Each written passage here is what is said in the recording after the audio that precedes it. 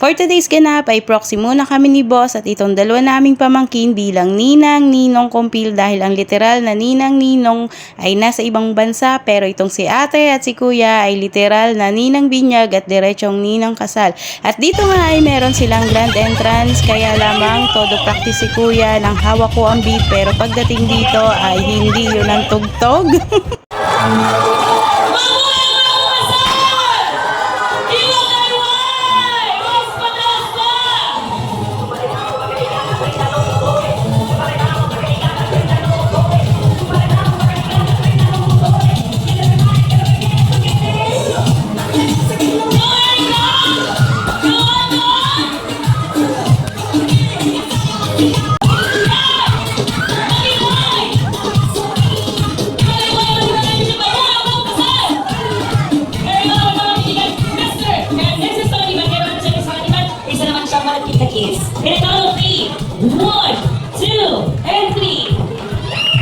Pagkatapos nga ng grand entrance ng bagong kasal ay meron silang pasayaw para sa mga mag-asawa.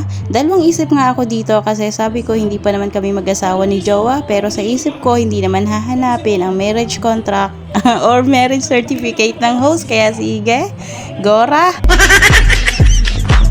Sa moment nito yung mga mag-asawa ay akala mo ay sweet na sweet, akala mo hindi nagbabangayan pero sigurado ang iba diyan pag uwi ng bahay ay pamanglet.